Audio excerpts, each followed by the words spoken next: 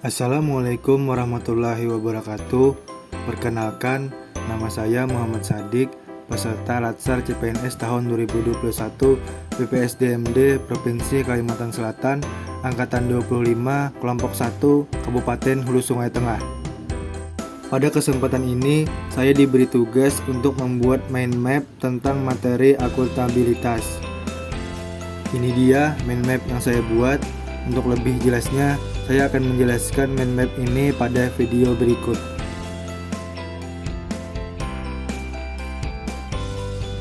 Yang pertama ada konsep akuntabilitas. Akuntabilitas yaitu kewajiban pertanggungjawaban yang harus dicapai. Lalu ada nilai-nilai publik. Akuntabilitas merujuk pada kewajiban setiap individu, kelompok, atau institusi untuk memenuhi tanggung jawab yang menjadi amanahnya, yaitu menjamin terwujudnya nilai-nilai publik.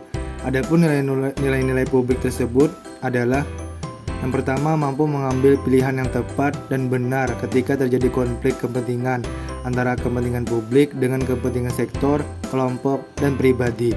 Yang kedua, memiliki pemahaman dan kesadaran untuk menghindari dan mencegah keterlibatan PNS dalam politik praktis. Yang ketiga, memperlakukan warga secara sama dan adil dalam penyelenggaraan pemerintahan dan pelayanan publik. Yang keempat, menunjukkan sikap dan perilaku yang konsisten dan dapat diandalkan sebagai penyelenggara pemerintahan. Lalu ada aspek-aspek akuntabilitas. Yang pertama, akuntabilitas adalah sebuah hubungan dua pihak antara individu, kelompok, institusi, dengan negara dan masyarakat. Yang kedua, akuntabilitas berorientasi pada hasil yang diharapkan, aparat pemerintah yang bertanggung jawab, adil, inovatif, dan hasil yang maksimal.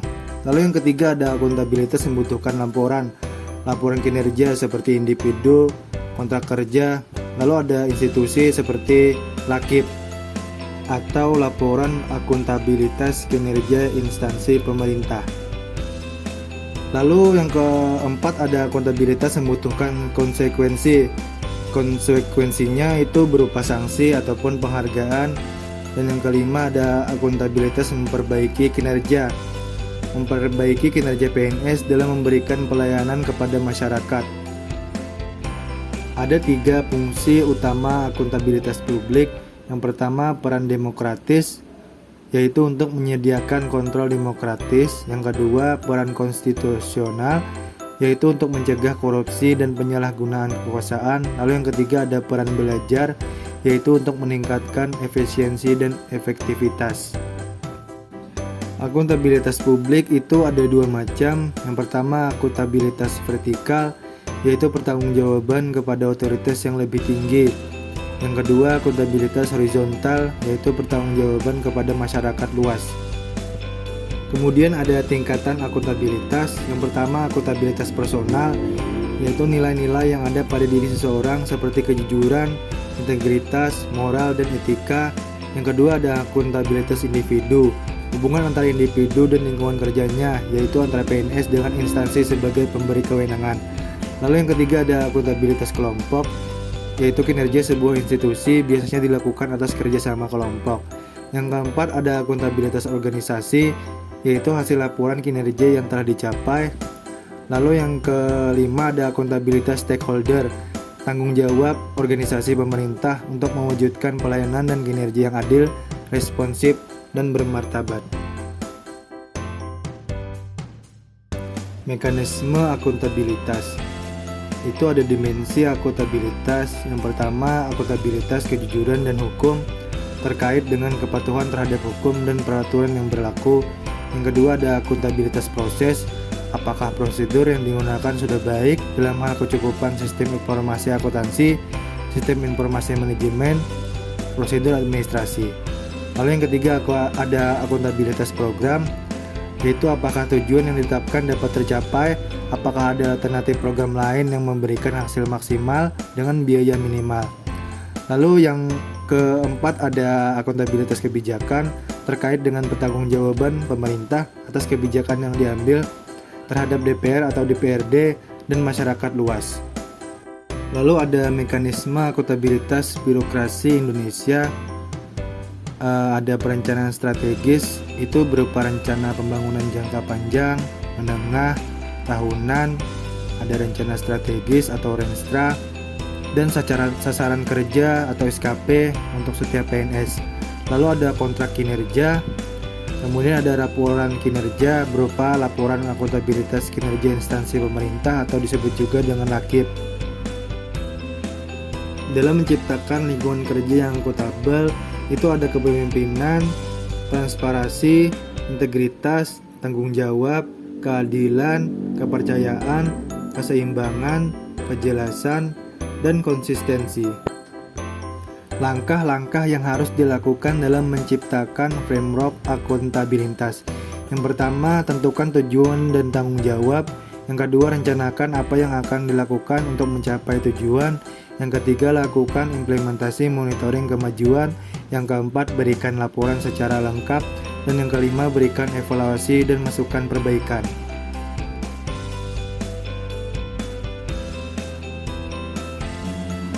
Akuntabilitas dalam konteks itu ada transparansi dan akses informasi. Keterbukaan informasi telah dijadikan standar normatif untuk mengukur legitimasi sebuah pemerintahan. Dalam payung besar demokrasi, pemerintah senantiasa harus terbuka kepada rakyatnya sebagai bentuk legitimasi atau secara substantif. Lalu ada praktik kecurangan atau fraud dan perilaku korup. Aparat pemerintah dituntut untuk mampu menyelenggarakan pelayanan yang baik untuk publik. Hal ini berkaitan dengan tuntutan untuk memenuhi etika birokrasi yang berfungsi memberikan pelayanan kepada masyarakat. Lalu ada penggunaan sumber daya milik negara untuk kelancaran aktivitas pekerjaan. Hampir semua instansi pemerintah dilengkapi dengan berbagai fasilitas seperti telepon, komputer, internet, dan sebagainya. Tidak hanya itu, bahkan semua instansi pemerintah memiliki aset-aset lain seperti rumah dinas, mobil, dan kendaraan dinas lainnya. Kesemuanya itu dimanfaatkan untuk mencapai tujuan organisasi dalam melayani publik. Oleh karena itu, disebut sebagai fasilitas publik. Lalu ada penyimpanan dan penggunaan data dan informasi pemerintah. Proses suatu organisasi akuntabel karena adanya kewajiban untuk menyajikan dan melaporkan informasi dan data yang dibutuhkan oleh masyarakat atau pembuat kebijakan atau pengguna informasi dan data pemerintah lainnya. Informasi ini dapat berupa data maupun penyampaian atau penjelasan terhadap apa yang sudah terjadi, apa yang sedang dikerjakan, dan apa yang dilakukan. Lalu konflik kepentingan. Konflik kepentingan adalah situasi yang timbul di mana tugas publik dan kepentingan pribadi bertentangan. Tidak masalah jika seseorang tersebut punya konflik kepentingan, tapi bagaimana seseorang tersebut menyikapinya.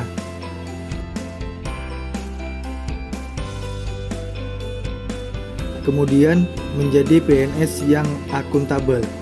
PNS yang akuntabel adalah PNS yang mampu mengambil pilihan yang tepat ketika terjadi konflik kepentingan, tidak terlibat dalam politik praktis, melayani warga secara adil, dan konsisten dalam menjalankan tugas dan fungsinya.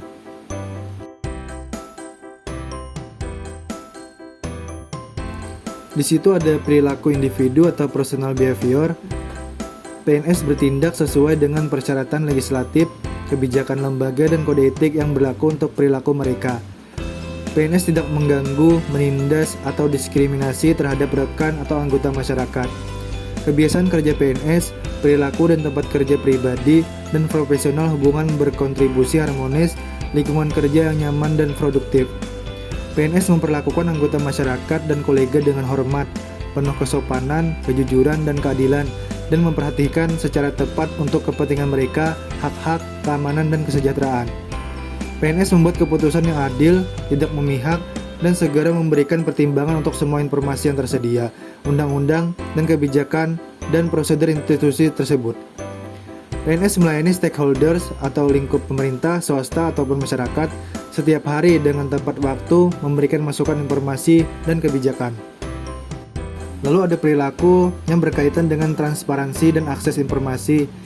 PNS tidak mengungkapkan informasi resmi atau dokumen yang diperoleh selain seperti yang dipersyaratkan oleh hukum atau otorisasi yang diberikan oleh institusi. PNS tidak menyalahgunakan informasi resmi untuk keuntungan pribadi atau komersial untuk diri mereka sendiri atau yang lain. Penyalahgunaan informasi resmi termasuk spekulasi saham berdasarkan informasi rahasia dan mengungkapkan isi dari surat-surat resmi untuk orang yang tidak berwenang. PNS mematuhi persyaratan legislatif, kebijakan setiap instansi dan semua arahan yang sah lainnya mengenai komunikasi dengan pimpinannya di tingkat kementerian, lembaga, daerah, seperti staf menteri, anggota, media, dan masyarakat pada umumnya. Menghindari perilaku curang dan koruptif. PNS tidak terlibat dalam penipuan atau korupsi. PNS dilarang untuk melakukan penipuan yang menyebabkan kerugian keuangan aktual atau potensial untuk setiap orang atau institusinya. PNS dilarang berbuat curang dalam menggunakan posisi dan kewenangan mereka untuk keuntungan pribadi. PNS melaporkan setiap perilaku curang atau korup. PNS melaporkan setiap pelanggaran kode etik, dan PNS memahami dan menerapkan kerangka akuntabilitas yang berlaku di sektor publik. Lalu ada perilaku terhadap penggunaan sumber daya milik negara. PNS bertanggung jawab untuk pengeluaran yang resmi. PNS menggunakan sumber daya yang didanai publik secara teliti dan efisien. Hal ini termasuk fasilitas kantor dan peralatan, kendaraan, voucher biaya taksi, kredit korporasi, kartu, dan pembelian barang dan jasa. PNS hanya menggunakan pengeluaran yang berhubungan dengan pekerjaan. PNS tidak menggunakan waktu kantor atau sumber daya untuk pekerjaan partai politik atau keuntungan pribadi atau keuangan. PNS mematuhi kebijakan dan pedoman dalam penggunaan setiap instansi komputasi dan komunikasi fasilitas, dan menggunakan sumber daya tersebut secara bertanggung jawab. PNS berhati-hati untuk memastikan bahwa setiap perjalanan dinas yang dilakukan untuk tujuan resmi dan benar-benar diperlukan. PNS menggunakan kekayaan dan barang milik negara secara bertanggung jawab, efektif, dan efisien. Kemudian perilaku berkaitan dengan penggunaan data dan informasi pemerintah. PNS bertindak dan mengambil keputusan secara transparan. PNS menjamin penyimpanan informasi yang bersifat rahasia. PNS mematuhi perencanaan yang telah ditetapkan. PNS diperbolehkan berbagai informasi untuk mendorong efisiensi dan kreativitas. PNS menjaga kerahasiaan yang menyangkut kebijakan negara. PNS memberikan informasi secara benar dan tidak menyesatkan kepada pihak lain yang memerlukan informasi terkait kepentingan kedinasan. PNS tidak menyalahgunakan informasi intern negara, tugas, status, kekuasaan, dan jabatannya untuk mendapat atau mencari keuntungan atau manfaat bagi diri sendiri ataupun untuk orang lain. Selanjutnya, perilaku berkaitan dengan konflik kepentingan. PNS harus dapat memastikan kepentingan pribadi atau keuangan tidak bertentangan dengan kemampuan mereka untuk melakukan tugas-tugas resmi mereka dengan tidak memihak. Ketika konflik kepentingan yang timbul antara kinerja tugas publik dan kepentingan pribadi atau personal, maka PNS dapat memilih untuk kepentingan umum. PNS memahami bahwa konflik kepentingan sebenarnya dianggap ada atau berpotensi ada di masa depan. Jika konflik muncul, PNS dapat melaporkan kepada pimpinan secara tertulis untuk mendapatkan bimbingan mengenai cara terbaik dalam mengelola situasi secara tepat. PNS dapat menjaga agar tidak terjadi konflik kepentingan dalam melaksanakan tugasnya. Mengambil keputusan yang akuntabel. Pengambilan keputusan secara akuntabel dan beretika berarti dapat membuat keputusan dan tindakan yang tepat dan akurat.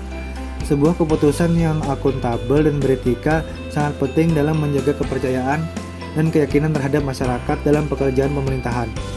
Dalam prakteknya, penempatan kepentingan umum berarti bahwa memastikan tindakan dan keputusan yang berimbang dan tidak bias, bertindak adil dan mematuhi prinsip-prinsip due process, akuntabel dan transparan, melakukan pekerjaan secara penuh, efektif, dan efisien, berperilaku sesuai dengan standar sektor publik, kode sektor publik etika sesuai dengan organisasinya, dan mendeklarasikan secara terbuka bila terjadi adanya potensi konflik kepentingan.